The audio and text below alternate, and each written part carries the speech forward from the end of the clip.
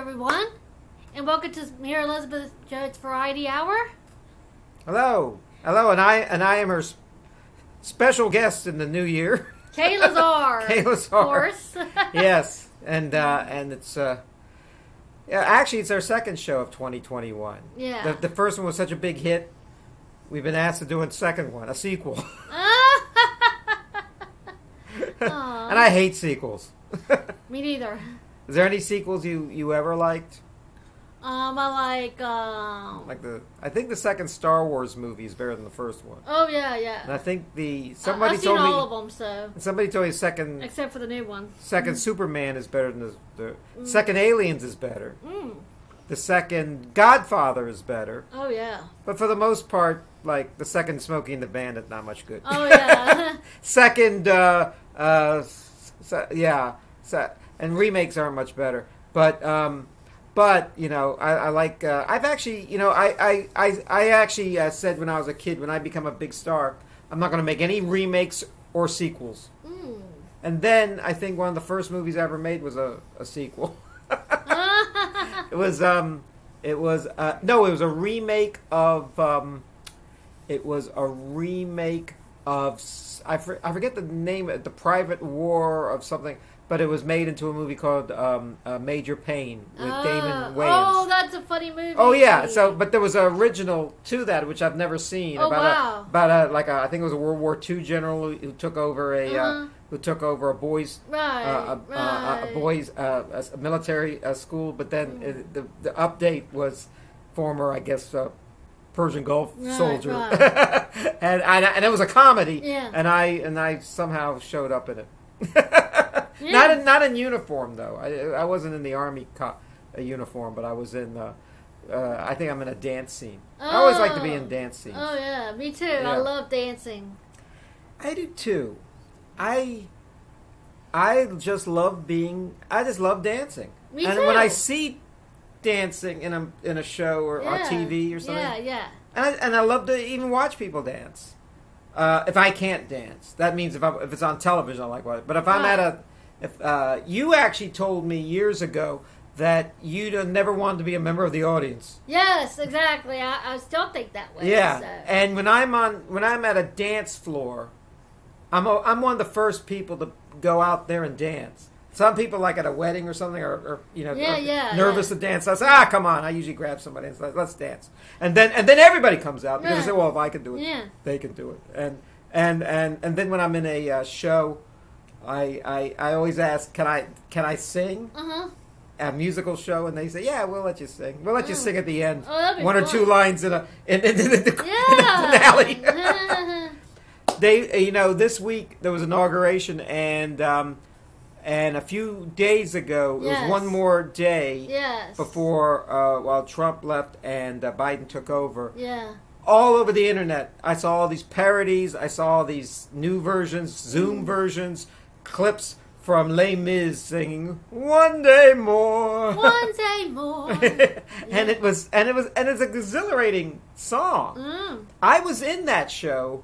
The children's theater we belong to put it on. And of course, I didn't play any of the major parts. They're all friends of mine playing the major part. John Valjean and who else? Javert, Inspector Javert, and people like that. So I did a little singing here and there, a line or two in many of the songs. But at the end, I got to sing, "One Day More," and it was kind of brought back all that hearing that, and even singing along while I was singing it on the internet. Now, is there? Have you had any major solos in shows, songs that we might know? I played the sheriff's wife on the Robin Hood about 3 years ago. And what did you have a solo? Yes. I mean, what song did you sing? Apple spice pudding and custard cake. Even a pigeon souffle. There you go. Yeah, that's the part I had. So. Yeah, I've done a show. Crazy for You, a lot of Gershwin songs. Oh yeah. And I had to sing, probably if you add them all up, probably 3 songs each act. 2 acts, and then and I think that was one of the hardest things I ever do. Had to know all those Luckily, I knew those songs for the most part. I think of the 6 I sang, 4 of them I pretty much even knew the lyrics to before I even did the show. I did a. I'm one of those people that if you at a read through through a musical and my song comes up, they usually say, let's just skip this and go to the next scene or something. I said, no, I want to sing my song. But we don't have the band. We don't have the music. I don't care. I'll sing it. So I've been during this pandemic, I've been trying to learn new things. One of the things that they're telling people, how to combat Alzheimer's and dementia, is try to learn things. I saw this guy, Sanjay Gupta, Dr. Gupta, and he has a book, and he's trying to tell people how to use your mind better. They said, well, you want to read more, do more crossword puzzles, that type of thing, watch Jeopardy more. They said, well, that's good, but you're not going to, if you're going to, if all you read is baseball statistics, and like I do, you're just going to read more and more of that stuff. Yeah. So they said, no, read something different. And they said, what do you mean? Well, read something that you're not really all that familiar with, like science or or math or something's a little more. And you're using different parts of your brain, and that probably will help you. You're firing the synapses in your brain. One of the things they said that if you can't do that, if you can't learn a language, a new language, if you can't learn to play an instrument, they said do things that kind of kickstart your brain. So, well, like what? It says, well, when you brush your teeth at night, if you're right-handed, do it with your left hand every couple of times a week, because it'll get you used to doing something different on different. It's not natural, but it's something to do. Something that helps and everything.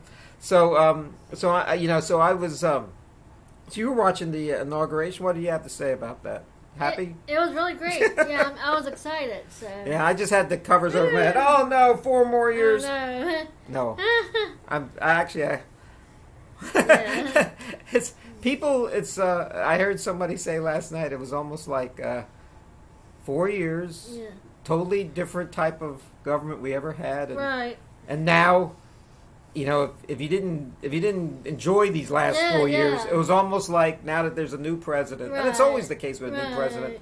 It's like you just missed a car accident. Right. You're driving. But you're not happy because you fear that what could have happened. But then you say, I'm glad it all worked out. Yeah. And last night was sort of for about half the country. I'm glad it's all worked, but we're still in a bit of a problem now. We still have the pandemic, and gotten your shot yet? Not yet. Nah, I don't have one either. Yeah.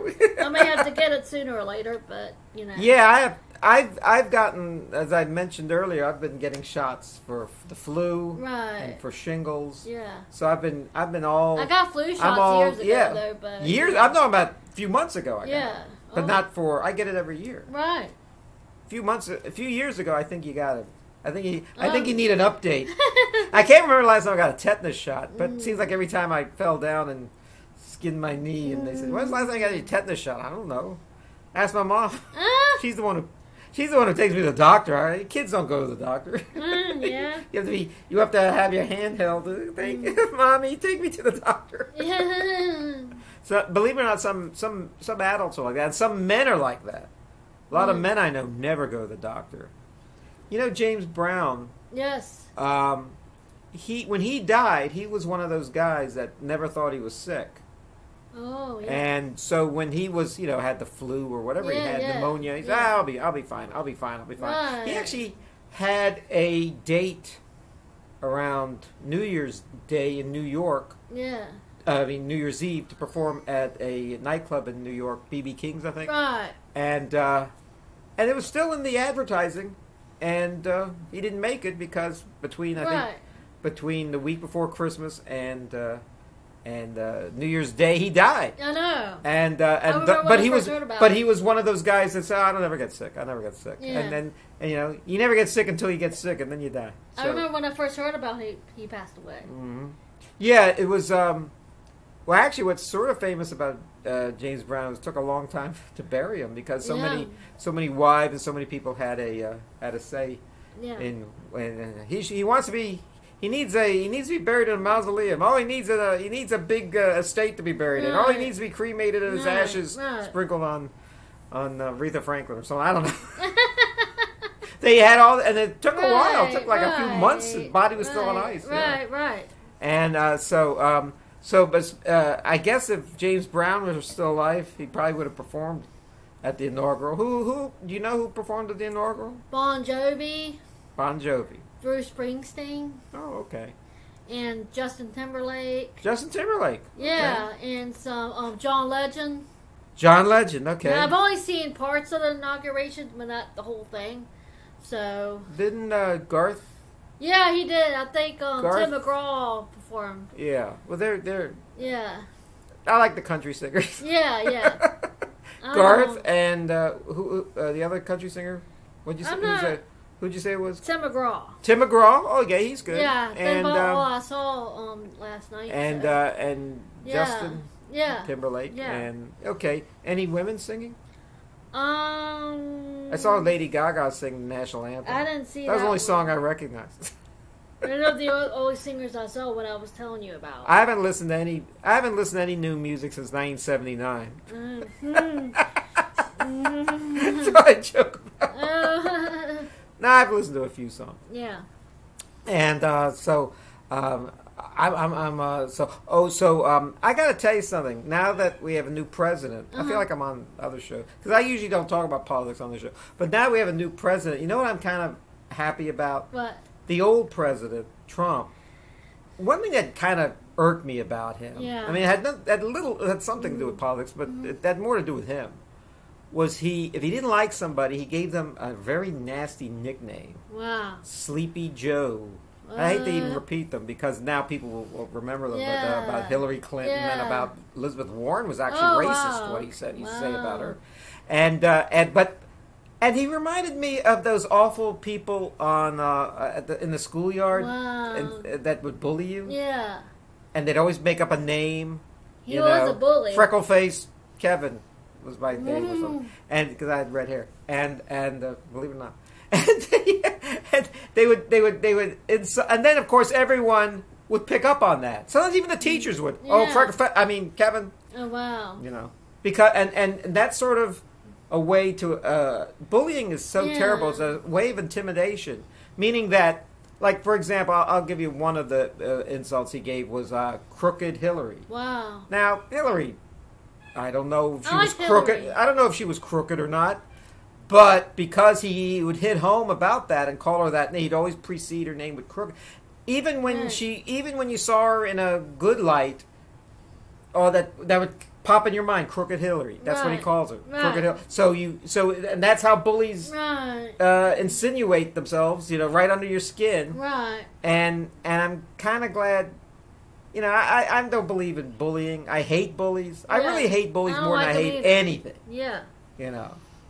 I was surprised he was, that they didn't call him on making fun of the guy with the cerebral palsy while he was running for president. Yeah. And then you have all these people on the right wing media who just jumps on that. Oh, crooked Hillary did this and crooked Hillary did that because and what was weird was. She seemed like a nice woman, his wife, Melania, but her, because she wasn't there all that long, she wasn't really there publicly a whole lot. She gave a few speeches, but that was about it. Yeah. Her main thing was anti-bullying. And the joke was, well, maybe she should work on her husband first, and then she could work on the rest of America. Right. If she could have but evidently that I guess bullying. Bullying and charity starts at home. So now we have I actually met Biden years ago. He seems like a nice person. They're all nice. I didn't meet Trump, but I went to see Trump once, and he wasn't too upsetting to me. Yeah. I didn't speak to him, but I was just not that far from him. He was talking to mainly other people who had gotten closer to see him. Right.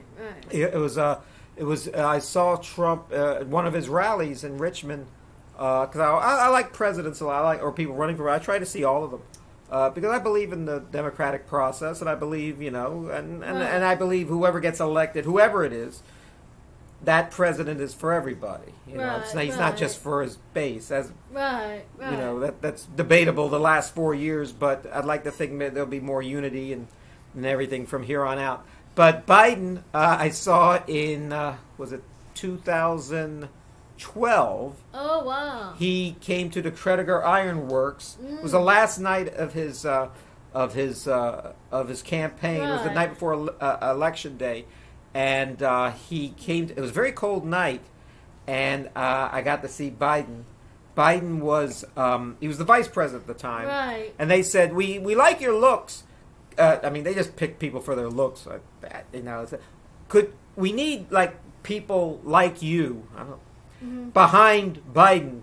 Wow. So when you see when it's on the news and stuff, there'll be nice people smiling behind them. Right. And they picked those people. It's not random. Those people that just showed up there. They actually fix it look like that. The worst place to hear, because you can actually all you see is the back of their head the whole time they're talking, and you can't really take you try to take pictures, but you have to wait for them. Well, I mean that's the way it goes. That's the way it goes. It's not the end of the world. Yeah. But anyway, imagine the back of my head, and then he would like swing around like that or something, and you would try to get to like anticipate that and take the picture. I'm one to take a lot of pictures at these things. So I saw Biden, and then when it was over, he started greeting the people. Oh, wow. And luckily I was somewhat close, so I jumped over a lot of people. Luckily, I'm one of these people that can push my way through pretty fast under and I got to meet Biden. Oh wow! And it's the first time I ever met a vice president, and now he's the president.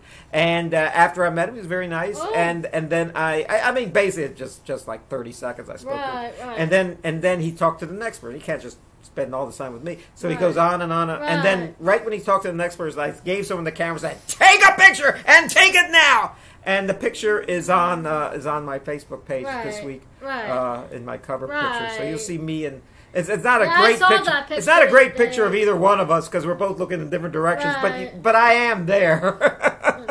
So now I have a picture of me with a president. I had a picture of me with Trump. But that was kind of a fake picture. Not a real fake picture. What happened was he was giving the speech, and I'm like in the front going, him in the background. So I was. It's not a Photoshop picture. And then I've seen every president. I think I mentioned this on the show. I've seen in person. I've seen every president since Jimmy Carter. Mm-hmm. Except George W. Bush. And the only reason why I didn't see, not that I hated George W. Bush, it was because he never came to Richmond. He already had Richmond voters in his back pocket. They only come to town if they need the votes. So that's why it was great being a swing state those last 10 years before this year. Yeah. Richmond's now rather blue, and the state is quite blue. So they don't really come that much. So I saw Trump 4 years ago. I saw Biden 8 years ago. Wow. Around that time, I saw Obama. Yeah. Didn't get anywhere close to the president. I know you were going to say that.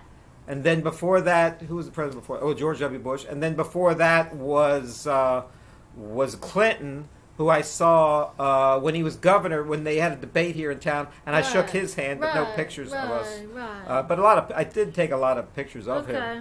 And then Hillary was there when he was running for president, 1992, Clinton. So I saw Hillary. So if Hillary became president, I saw Hillary. Now, if I would have seen if Hillary would have become president, I would have seen Hillary as a first lady, or no, as a pre-first lady. Yeah. Before that, who was before that? Oh, George Bush. He was vice president. He came to my college to give the benediction or something, and I saw him.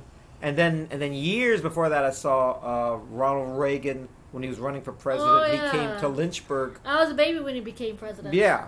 Okay. And how about that? Yeah. And so he's like the first president you remember. And I saw Reagan at the Liberty Baptist University, and it was he came there, and it was just a press conference for religious people. Right. I mean, but there was a lot of people there, and my school had said the Republican Booster Club or something. If you want to go see Governor Reagan. Right. And yeah, of course I want to see Governor Right. Reagan. And then right before, not that long ago, maybe a year before that, was Jimmy Carter came through town. Right. And I waited a long time, and I just saw him go by and took a picture of him. No, took there's a movie of him. And then what happened was then we were allowed to see the speech, but it was at the John Marshall Hotel. They moved us to a different area.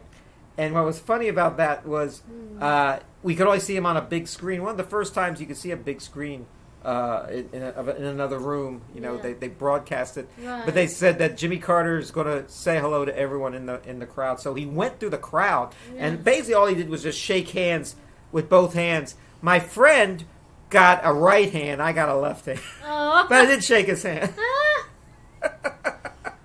And so that was my... So those are... And who was that? Gerald Ford. All those presidents before that I didn't see. Oh, okay. That's interesting. But I love presidential history, I love and I'll tell you some things about the presidents. The founding fathers, everyone knows them, and they're pretty good up and through the 7th president, who was Andrew Jackson, the same guy that's on the $20 bill. And then that was in 1820, and then from 1820 to 1860, you have 40 years of presidents between Jackson and Lincoln. The lamest, miserable bunch of presidents we ever had. Yeah. Some of those guys, I don't think any of those guys had more than 4 years. Some of them had less than that because I think like William Henry Harrison and stuff was only there a month. Right. A lot of guys, and they were pretty awful. I mean, they were so inactive. Maybe Polk wasn't too bad, but they were so bad that they that allowed the states to kind of tear apart, and then it took Abraham Lincoln to bring them all back together. Right. The worst president we ever had, everyone talks about recent presidents, but the worst president we ever had was the one right before Lincoln, was Buchanan, who pretty much allowed the whole country to fall apart. Oh, wow. And then, he was from Ohio, and then sadly after Lincoln was assassinated, we had maybe the second worst president we ever had, Andrew Johnson, who from Tennessee, who probably wanted to bring back the Civil War. Wow. Didn't feel the South didn't get a good enough shot. Yeah. So he was and he was pretty lousy president. And he was so lousy, terrible, lousy. He was so terrible, that guy Johnson, that he pretty much stalled the presidency and moving forward. Those presidents weren't terrible. Ulysses Grant, Benjamin Harrison, Grover Cleveland, but they were. We didn't really get anything, and McKinley, of course. We didn't really get anything started till the 20th century and the Gilded Age, and Teddy Roosevelt. Teddy Roosevelt was so good they put him on Mount Rushmore. Right. Yeah. So, you have any favorite presidents? So far I liked Obama. Obama? Okay. Yeah, because I think a black president likes to have a chance. So. Well, I tell you, knowing Obama's story, he was poor. I think he had a pretty rough child. Contrary to what he may say, I think it was a pretty rough child because I've seen his childhood pictures, and he basically grew up in a white family, and he was the only black child in it. And I think in those days, and it was kind of rough for a guy to.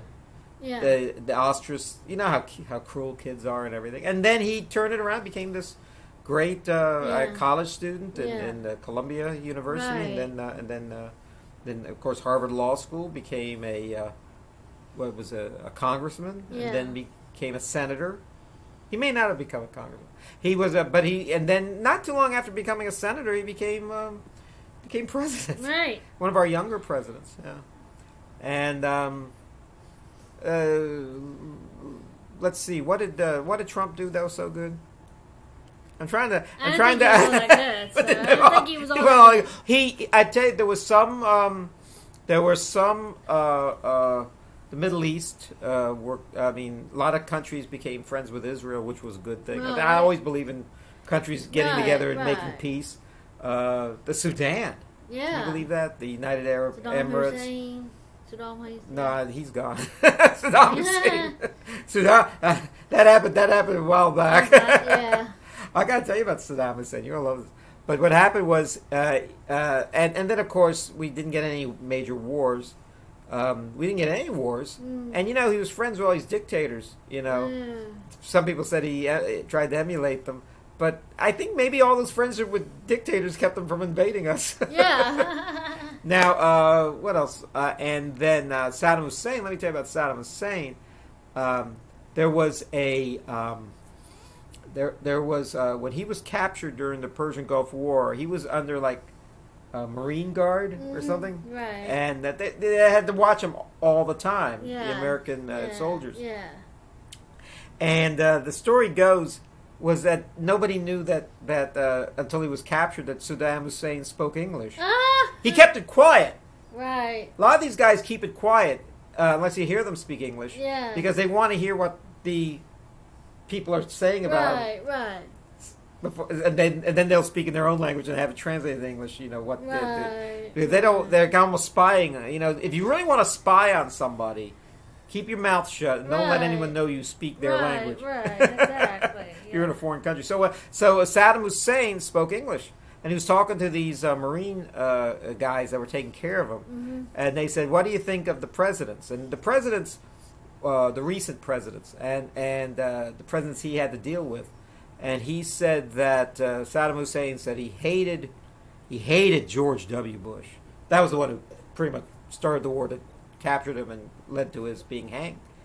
He hated the other George Bush, the father, because they had a war over Kuwait. Right. And then the one in the middle, Clinton, he said, I don't really care so much about him. He wasn't great, but he wasn't too bad. Yeah. But then they said, what about Ronald Reagan? And Saddam Hussein said in English, Ronald Reagan is the best president you ever had. He said things were so great when I was leader of Iraq and Ronald Reagan was president. Right. If and this was like maybe 20 years on, he goes, if Ronald Reagan was president now, he said, I wouldn't be in this position and where I am now. And he said to the soldier, and neither would you. A war, sad that we had that terror. We're kind of we're in that war, the Iraq War. America hasn't been in a decisive, victorious war since World War II, and we're talking 75 years ago. Mm-hmm. That's So, the Korean War was a stalemate.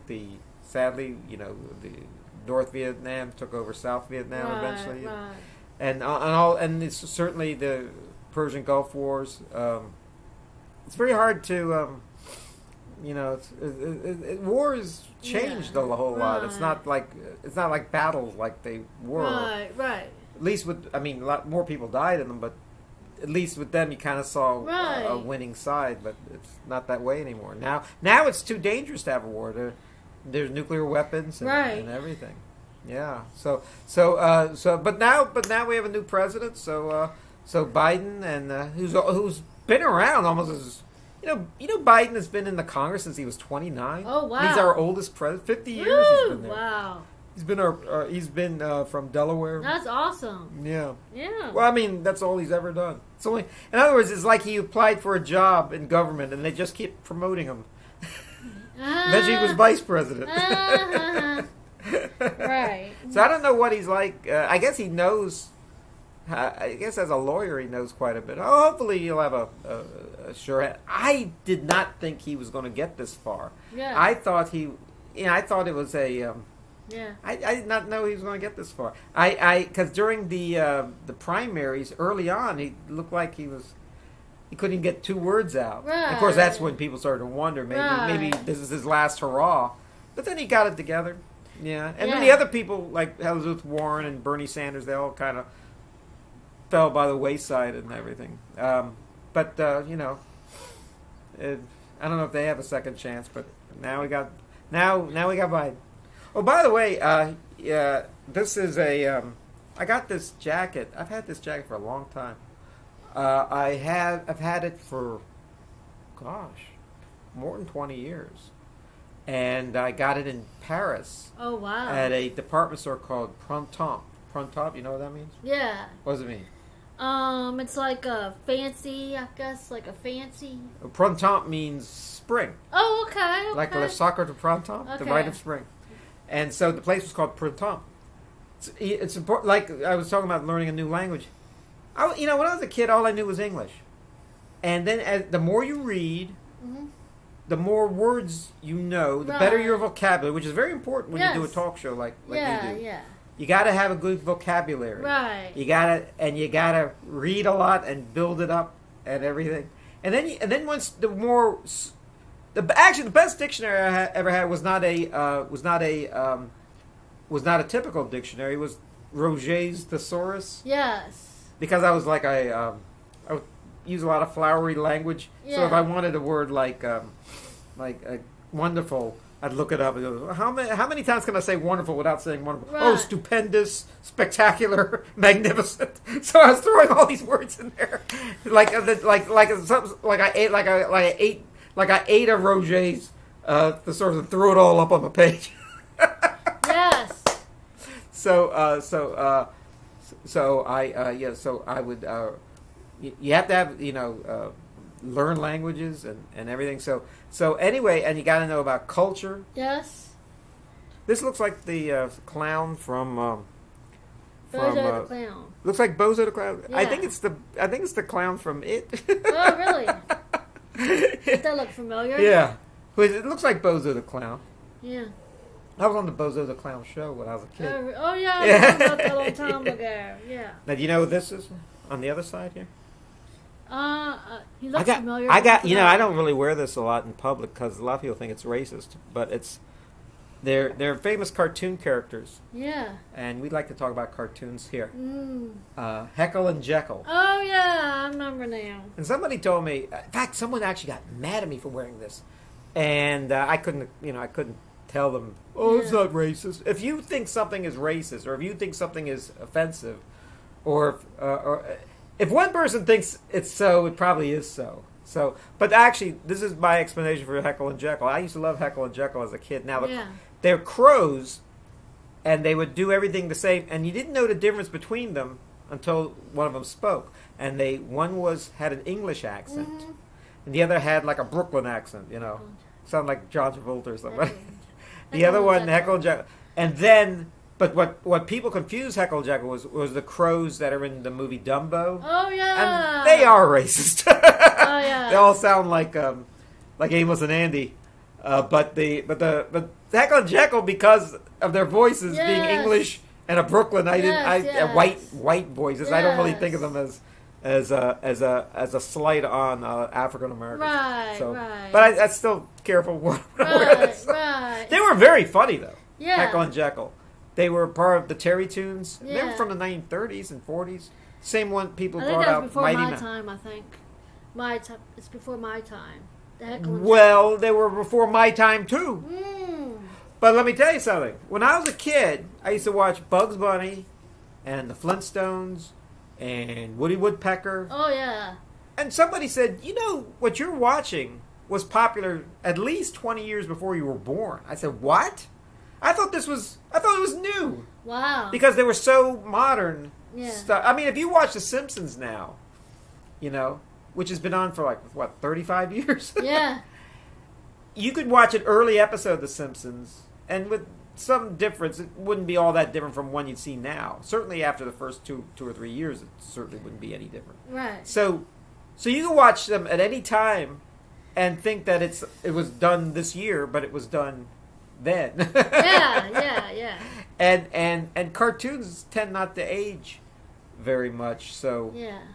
I heard somebody talking the other day about comics in the newspaper. Moon Mullins and I love the Flintstones. The Flintstones. They're talking about Gasoline Alley and Little Lulu and oh yeah. I mean, they were talking about stuff. Dondi. They were talking about stuff from that had been around since the 1930s. I remember that were still around when I was a kid. I don't like to think it's all that long ago. I remember the Shirt Tails and the Get Along Gang. Yeah. And the Flintstones. And all that stuff. All that new stuff. Dungeons and Dragons. Dungeons and Dragons. Yeah. I remember my niece had a Batman doll. Oh yeah. Action figure. She had a Batman doll, and I said, "Oh, I see you have Batman." She goes, "I'm not Batman." I said, "Who is that?" She goes, "That's my GoBot." I remember them too. Well, that's just it. That was what she remembered. But actually, it really was a Batman doll. Oh, yeah. Mom, my mother bought it at her grandmother bought it at a yard sale. Oh wow! So I said, "Oh, look at the cool Batman doll." And she goes, "No, it's a GoBot." I said, "Is that what Mom told you it was?" That's what your grandmother told you. Yeah. She didn't know any better. She was like 2 or 3. Yeah. She also had a doll, a glow baby. Oh, a glowworm. What's a glowworm? I had a glowworm. It's like a worm, and it lights up. And does it sing or anything or make noise? No, it just when you push it, it lights up. Okay, this was a baby with a light bulb in it. Oh. And it looked like a typical doll. I mean, it was like a teddy bear, but it was a baby. That plush kind of soft thing. Oh. But then when you hugged it, like a child, like a little girl would hug it, it would glow. The light would turn on, the light bulb inside, and it would have a glow about it. Yeah, I think that's the one I was talking about, I think. The glowworm? Yeah. Okay, it probably was the same thing. I mean, same stuff, but this really was as a doll goes, a human-style baby. Yeah. And she hugged it for the first time. She was 2 years old, and it lit up, and she just dropped it. She thought it was haunted. Oh, my lordy. So then my mom, we're trying to explain to her that the baby was not haunted. Oh, no. Okay. So we put it away, and then I think next year, for her birthday, she got it again. But by then, she didn't even remember the year before that it scared her. And she said, I love this baby. It lights up when I hug it. I said, yeah, of course it does. Yeah. Sometimes kids are a little too young for certain toys. You don't think of that as being a exceptionally difficult toy, but... Yeah. So, and this is this tie is... It's a nice little tie. I think I don't really know what it is, but I think these are masks, comedy and tragedy from the theater. Mm. And I miss the theater. Me too. I love the theater. Me too. I see you're drinking the ginger ale. Yeah. I got a cake here. Where did you get this cake? A friend of mine gave it to me. All right. And I just wanted to fix you a slice. So. Thank you. And it's really good. It's like a pumpkin spice. Oh, it's pumpkin spice. Yeah.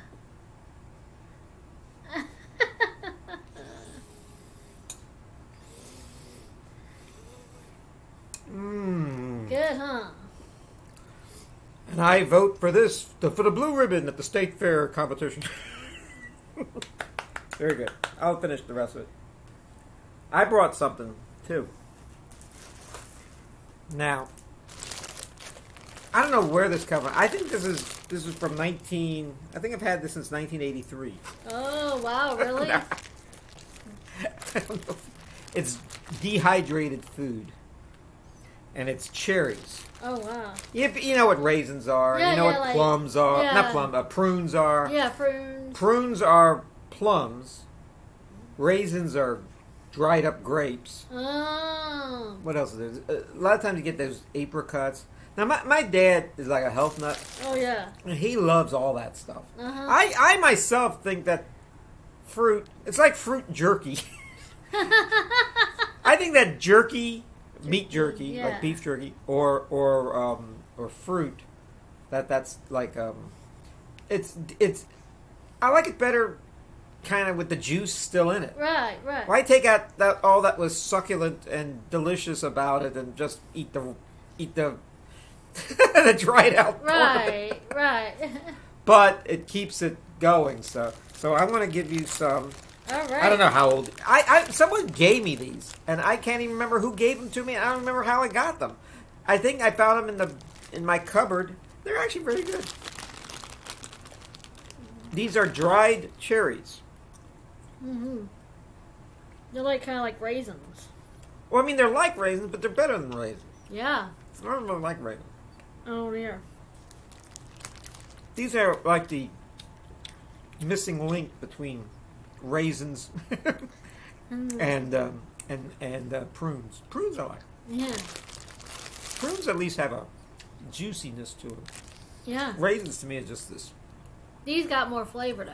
Yeah. Well, cherries is just so good. Yeah. So my dad had these dried cherries, and I guess he gave them to me. I think actually that's what happened. Someone gave them to him. Mm-hmm. He didn't remember where he got them. Yes.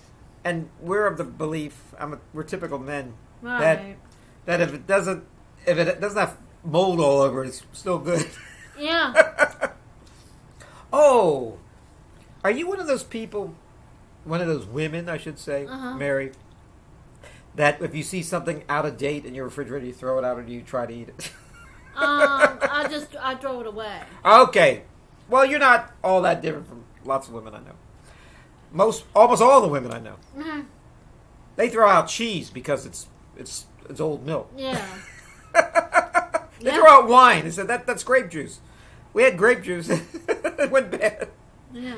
So anyway, I'm a man, and we eat everything while if it's still edible, cheese, past date. I mean, if it's gone bad, it's a different story. If it's rotting meat, we won't eat it. With all the fungus on it or something, all the green stuff growing on it, we won't eat that. But we will eat, hot dogs if they're, If I'm the type that if I see some mold on a piece of cheese, then I try to eat it fast, but I take a knife and cut it off. Some things you're better off throwing out like berries and stuff. Yeah. So I but let me tell you about the date on food. Yeah. The date has an expiration date on there. Oh yeah. And that's the last date that the store can sell it. And it's not the last date you could eat it. They tell you that it's at least good for a week after you bring it home, after the date goes. So if you see something like orange juice or milk or something and it's the day before it's supposed to expire, you still got, 8 days probably while it's still pretty good. Yeah, yeah. And things can go bad even first. I mean, if you leave bread and bananas go bad very fast. Yeah. And usually, and so I had, where I work, I'm one of these people who eat yogurt. Oh yeah. And it's a good snack. Mm-hmm. It's like the best snack from between lunch and dinner. That area is that like 3:00 in the afternoon. Yeah. You're hungry. You don't want to eat a candy bar because candy bars aren't good for you. Yeah. So I eat yogurt. All right, a thing with yogurt, maybe some fruit that's in it. Well, anyway, there's a date on yogurt, and I would take like a dozen of them and throw them away from everybody in a bag or something. And then once in a while, someone will tell me, "Oh, we're going through the refrigerator at work. Will you get your yogurt out of there? They've gone bad." I said, "They've gone bad?" And then I'll go, "So there's nothing wrong with these yogurts." Actually, one place actually threw them in the garbage.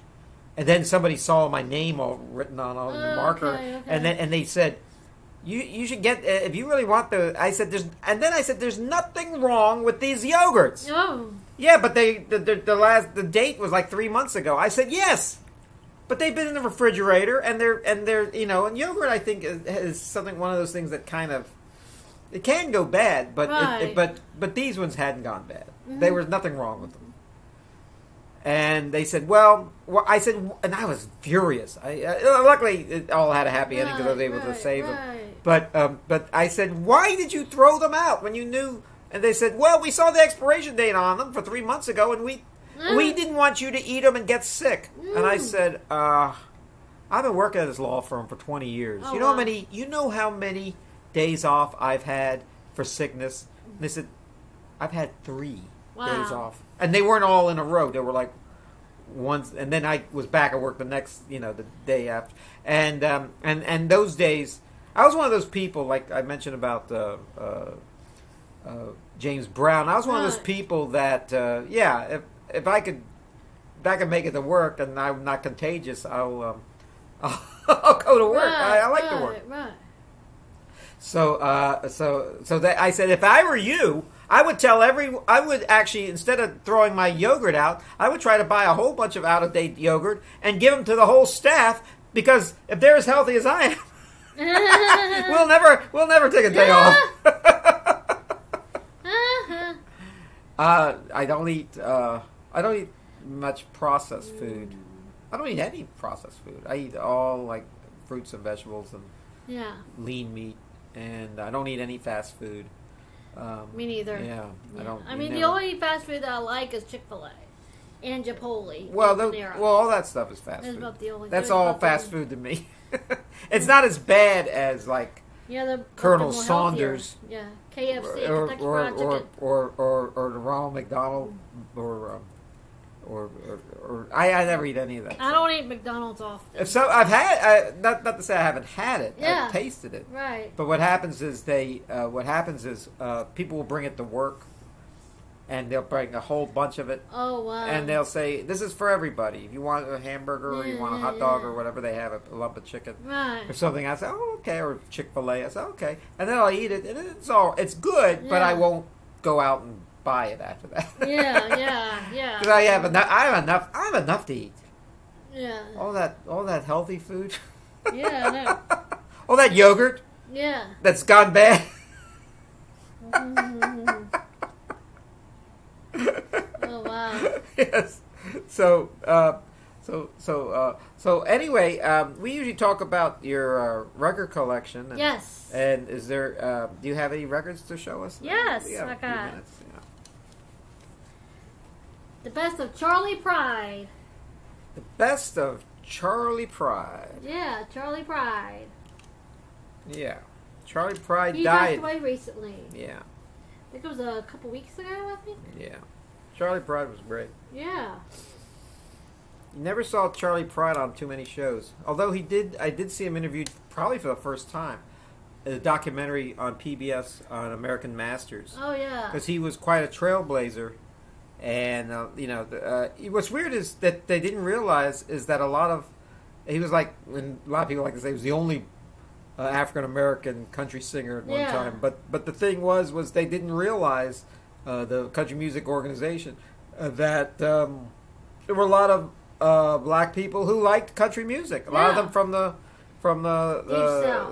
South. A lot, all music is kind of the same when you think about it. People say, "Oh, I won't listen to him. He's country music." I said, "No, he's good music. There's only two types of music: good and bad." Yeah. And Charlie Pride was good.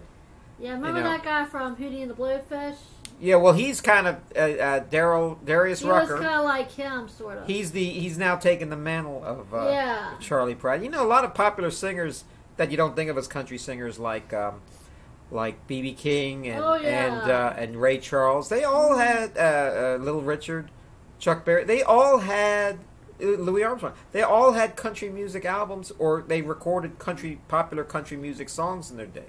Hank Williams songs by Jimmy Rogers, and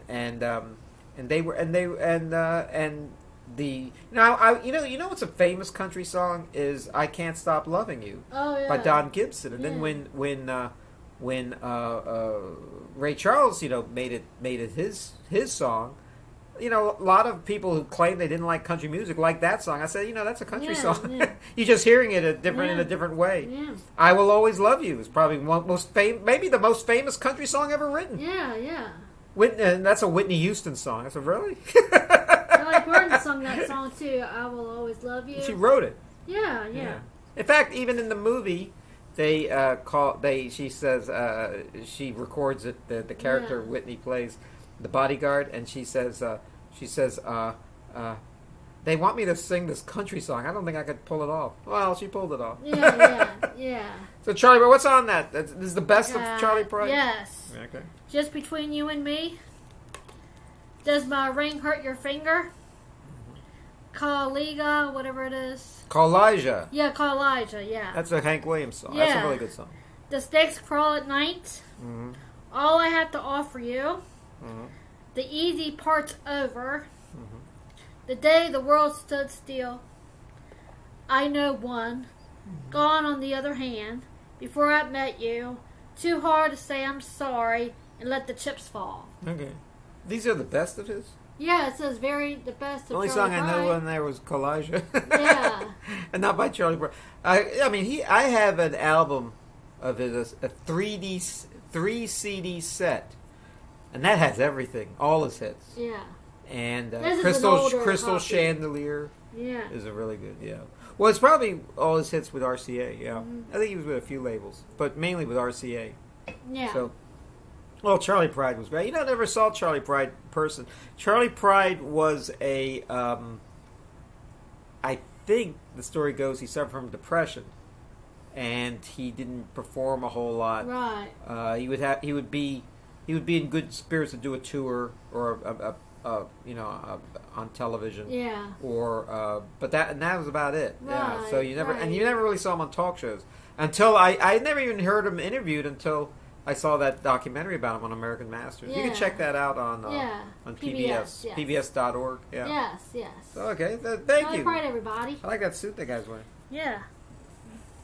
Charlie Pride. I have another one that you might like. All right. Neil Diamond. Oh, actually, I have this album. This is a good album, though. This is like probably the best Neil Diamond album you can get. This is when he was with MCA Records. Yeah. Before he went to Columbia Records. Columbia Records always messes everything up. Yeah. MCA was more artist friendly, and they had and all the songs you know him from, like Sweet Caroline and Holly Holy. What is A Song Sung Blue? Thank the Lord for them. They're all on this album, and I can read them. read them all. Lordy. Mm-hmm. Both Sides Now. Right. Solitary Man. Holly Holy. Cherry. Kentucky Woman. Sweet Caroline. Thank the Lord for the Nighttime. And the singer sings his song, Brother Love's Traveling Salvation Show. Yeah. This is a good album, though. The first show I ever saw, I was in high school. Yeah. That I actually paid to buy a ticket because I liked his music was Neil Diamond. Yeah. And it was quite a show. It was at the Coliseum. Right. And he sang all his hits. And it was great. And I had a movie camera and I was filming them. And wow. And I actually put them all together. All this, and then film was not video. It was very expensive. Right. So I knew I could only film him, and this was sound film. Yeah. I could only film him, can't film a whole song. I didn't have enough film for Yeah. that. So I would film like I knew when the chorus was coming, like Sweet Caroline, or like Yeah, song. that one. And it was basically just a 5-minute or 6-minute. I think it was two movies strung together. Of him just singing the choruses to his popular songs, and it was great. Oh, and yeah. I called it Diamond in the Rough. Woohoo! Yeah. Because there was no editing to it and everything. Yeah. And a lot of people liked it. I mean, the video I made, and that was when he came to the Coliseum. Neil Diamond was great, yeah.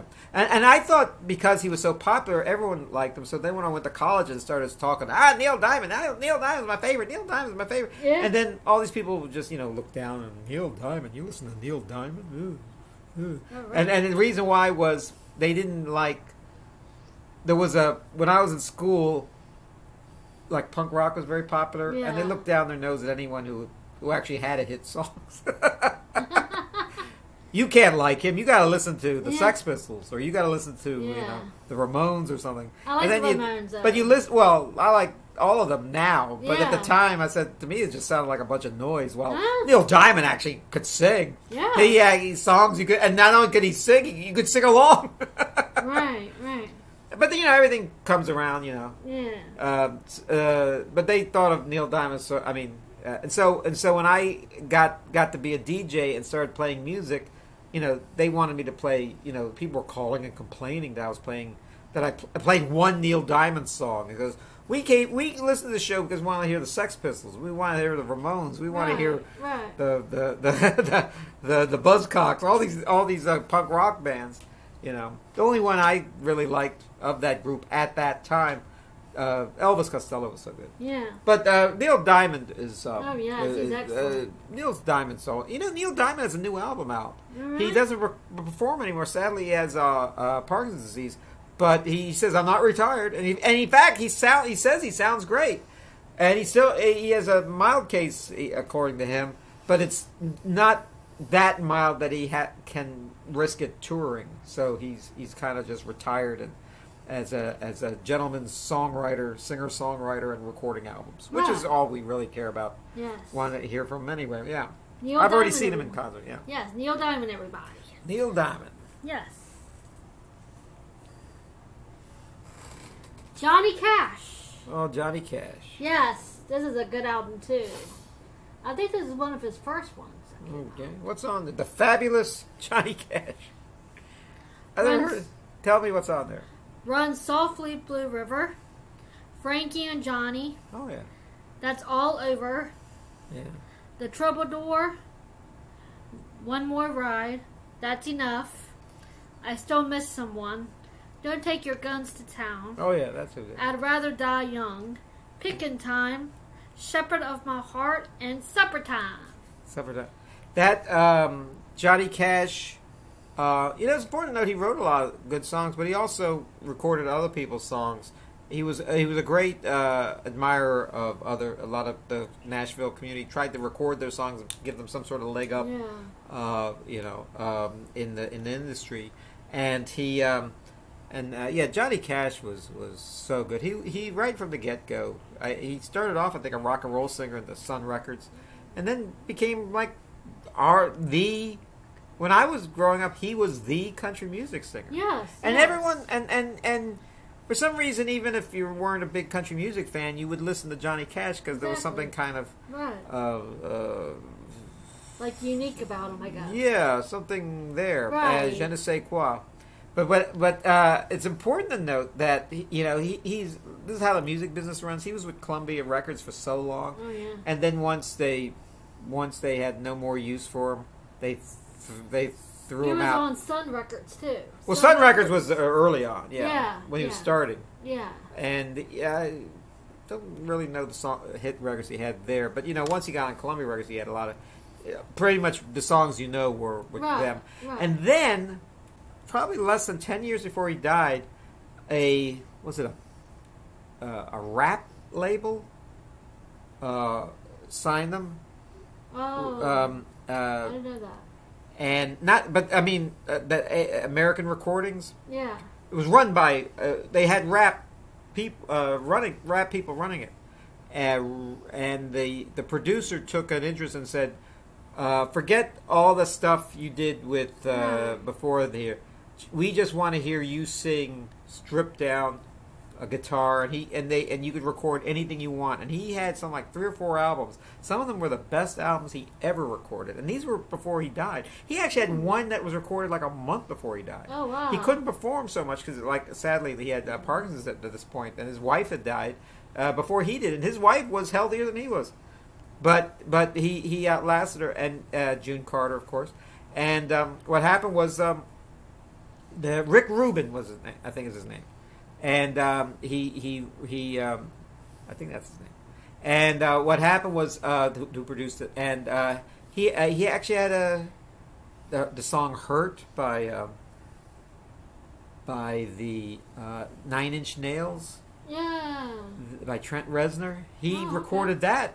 He recorded Bruce Springsteen songs. He recorded Simon and Garfunkel songs like and his voice isn't the same. It's kind of the same, but it had a more sadness to it, a more heartfelt timbre to it, and it's almost chilling if you play those albums in a by yourself at home if you're having the blues and you hear them. It's almost like Leonard Cohen types. I think there's Leonard Cohen songs on there. So Johnny Cash was really He probably was the best, He's one of the best. The Elvis people thought great Elvis, but Elvis didn't have the long career Johnny Cash had. Yeah. Johnny Cash, you could add another 30 years to what, and he was still doing stuff. He even wrote stuff before he passed away, so yeah, he kept going. Which was awesome. And so check out those American recordings, especially "Hurt" by the Nine Inch Nails song that he recorded. Also, Johnny 99, a Bruce Springsteen song, Johnny Cash recorded, and of course his popular songs like Boy Named Sue and stuff, like that. One piece at a time. All those good songs. Yeah. So there you go. Everybody. Johnny Cash. So, okay, what do we have here? We got one more. Ray Stevens. He's hilarious. Ray Stevens is a very popular live performer. People love him live. Yeah. He is like his voice is still pretty good, and he's recorded almost all his hit songs on his own label. Right. He's not on whatever label that is. What is it? Polydor? No. This is. Let's see here. I'll tell you what it is. No, it's right here. Barnaby Records. Well, I don't know what that is. I guess it's I think it's a. But this is all his hits, and Ray Stevens. It's part of CBS Records. It's called Barnaby Records, but it's CBS Records. I did not know that. Okay. So, or Columbia Records. Yeah, I know. And he has his own label. I guess all these people leave Columbia Records sooner or later. Yeah. And they because Columbia Records is very stodgy and boring. Yeah. And they and tried and true and straight and narrow. So so actually he's become a very outspoken critic of like Obama and the left, and he's written some really almost incendiary songs about people on welfare, and you would think a country singer would be more. I guess you cross the street. But then he had all these novelty songs that were quite popular, and in the early days in the 70s, he was a fine. He would appear on Sonny and Cher and Andy Williams show and sing all his hit songs.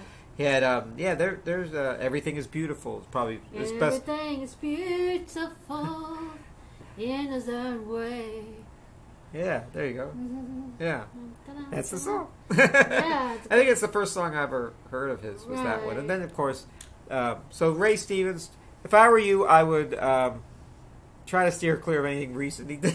Right. But the older stuff is not offensive, and he was the first one when the streaking became popular in the 70s. He was the first one to come out with a song about it, and it became a big hit. Yeah. Right. So this is Ray Stevens, everybody. Guitar Zan, I remember that. I think it's on there. Oh, they're all on there. Yeah. They're all on there. Yep, it's got Guitar Zan. Yeah. Everything Is Beautiful.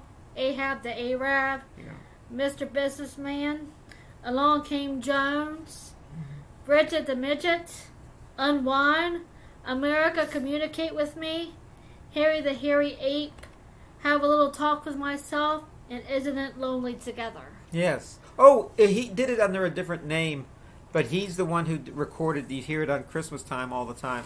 Right. I think he recorded on his own label because Columbia Records wouldn't release it. It was the one where I think the dogs are going roof roof roof roof roof roof. Yeah, the Jingle Bells. The Jingle Bells, and then he also recorded. I think it's a whole album, and then there's the one where "In the Mood" is done with chicken voices, and he, but you wouldn't find. I don't think you'll find his name on any of those records, even though he made a good change from them. Right. So how are you? Before we leave, how are you like getting through? Let's see. How other than doing this show, are you doing any acting or learning any plays or anything, or doing Zoom? Now the thing right now is doing Zoom, reading a play on Zoom, and people taking parts. Are you doing any of that, or? I did a virtual play like a few months ago back at John Tyler. How did that work out? It went really well. Yeah. I knew when you did it. Yeah. But have there a lot of hits on the internet about it? On YouTube and everything. Okay. So, We should put the link in the comments here. Yes. There was I just got the word that a play we were supposed to be in had a small part in it. Yes. And we never did it because of the COVID-19 came. It was the pandemic came. It was the Little Princess. Oh yes, yes. And I was to play the Little Princess's father. Yes. Who's a poor. It's about a little girl who lives in an orphanage. And you were going to play the Little Princess. It's called. I was going to play Perkins. Perkins. Yeah. Perkins. What does Perkins do? It was like a housekeeper or something. Housekeeper, like that. Yeah. My a servant or something like that. So they're not going to do after a year delay. We're going to do it online. Yes. And I don't know. I guess we're going to sell tickets online for us to do it. Yeah. We're going to do it all on TV screens. yeah. But I'm looking forward to it. Yeah. Because I've never, because we got to keep exercising this muscle of entertainment, and we got to, if you don't, comedians especially, because there's some brilliant comedians like Eddie Murphy. Yeah. But then if they don't go back on the road and do those jokes, tell new jokes and everything, then they lose. They could probably get it back, but it takes them a while to get their timing back. Jerry Seinfeld, Ray Romano, Chris Rock, Dave Chappelle, no matter how much success they had, even with their own TV series, they always kept performing live. Right. Because live performing is the greatest thing. Yeah. And in the theater is the greatest thing, being an actor. Right. And thus we have to figure out a way to be to hear the voice of the people, the Vox Populi. So if you like this show, be sure to comment and be sure that you liked it, and if you didn't like it, then watch us next week. We'll do an even better show. Yeah. Take us away. I just want to say thank you all for tuning in, and may God bless you all, and I love you all. I hope you all take care of yourselves. Happy 2021 again. Yes. We're still in January, and this is the Mary Elizabeth Variety Hour, and I'm Kaye Lazar. Thank you. Send them away. God bless you all. Take care.